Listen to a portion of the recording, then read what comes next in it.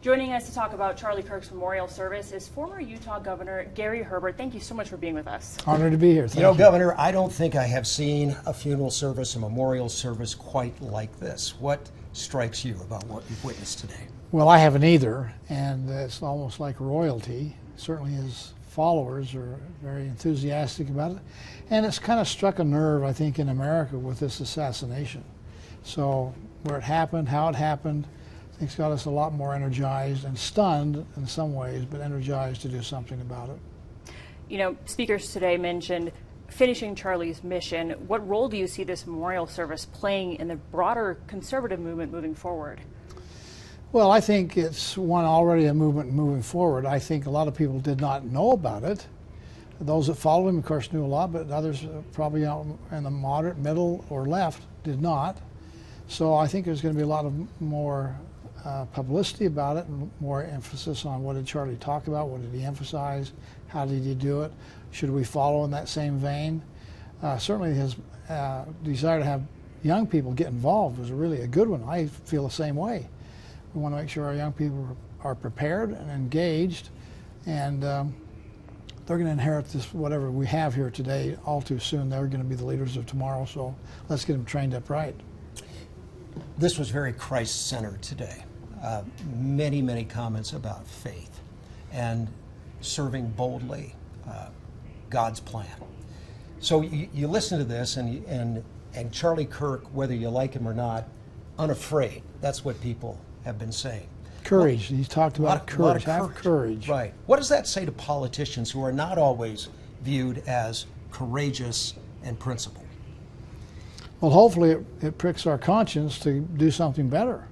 I mean, we are politicians, and we tend to get backwards what we're there for. We think we're there to get reelected, when we're actually there or to make money from your donors. Maybe. Present company accepted. But that's about reelection, and trying to get reelected. So rather than solve the problem, we concentrate on, I've got to get money, donate, some donors, but I've got to get reelected. And you can't save the world if you're not elected to office. So I think it's hard sometimes for politicians to say, let's just focus on solving the problem. I'll give you a perfect example, which is a big issue today. That's immigration. We've been fighting about immigration since Ronald Reagan back in the 80s. And we're still fighting about it now, and so the public's probably getting a little tired about the ongoing fight without a solution. Both sides know that there's a need there to change some secure borders, but it's also about fixing the gates so people can come in and go better. But why haven't we done it? We know it needs to be done. We use it as a weapon when we run for office to get my base all excited about voting for me, and we don't solve the problem, but we do get reelected. And that's lamentable. It is. It is very much so. It's not what we're there to do. We're there to solve problems, make life better. The challenges that we have ongoing are real, and we need to have statesman-like people to make those decisions. Do you see this memorial service marking the end of an era or really the beginning of a new chapter? I don't think it's an end. I think the fact that he's been assassinated, you know, is a martyr, and that's how they're portraying it. He will, in fact, have more emphasis and more followers and probably more people willing to pay attention to what is this Charlie Kirk guy about. So I don't think it's the end. I think it's maybe an expansion of what we have going on now today. I don't know if it's a new beginning, but I think it's certainly an expansion of what Charlie's been emphasizing with the young people be involved. It's a shock what happened. I mean, it happened where my office is at the Herbert Institute at Utah Valley University. We overlooked the area, the quad there where the event took place. And it's hard to believe. It happened in Utah, it happened in Utah Valley, UVU. UVU is not Berkeley. We don't have many protests down there, and to have this kind of an assassination attempt and to have this kind of an assassination accomplished, you know, was really heart-wrenching. Were you there? You know, I wasn't there. I just had come from a September 11th function, and so I talked to my executive director. We talked about record crowds. It was a ticketed event. They thought they were going to have 800 people there, and they ended up having about 3,000. So it was really a busy little anthill. So I actually had gone home to have lunch with my wife, Jeanette, and I got a call about 12:30 about what had happened. It was just stunning. You think UVU has changed since the shooting, and if so, how? Well, I think we're shocked and surprised. We don't understand. It's hard to comprehend. It's hard to wrap your brain around it. It just doesn't seem like something we can understand. So that's confusion part. I'm part of that. But the desire to learn from it is, I think, kind of settling in. What do we learn on law enforcement? What do we learn on having secure venues? What do we learn about having people come in? What do we learn about ourselves and the rhetoric we're using? You know, some of that's going to be talked about a lot as far as rhetoric. Are we using inflammatory language? Are we getting people agitated? And if we're trying to convert people, you know, it's probably better to have a little more moderate tone. I know what I used before was myself was that I'm what I am. I'm right of center conservative. I don't make no bones about it.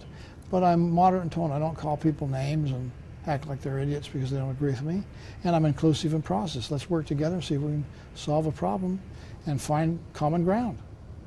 You know, like you mentioned, this has hit home for a lot of people. It's going to take a really long time for people to heal from what happened.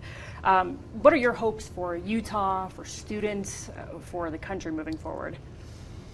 Well, I hope that we will understand and respect different points of view. The irony of this whole thing is that Charlie's going into college campuses and finding a niche in the marketplace where he was welcome. They wanted him to come. They enjoyed hearing conservative talking points. They enjoyed the give and take. They'd have, prove me wrong. Here's your mic, here's my mic. I have no notes, go ahead. What do you want to talk about? And yet somebody wanted to stop him from speaking. That's really cuts at the very core of our democratic republic, free speech, and the ability to hear and exchange ideas without fear of reprisal. So I hope we learn from that and make sure that we have better respect for other differences of opinion and treat them with civil comments. Both sides have got room for improvement, let's put it that way.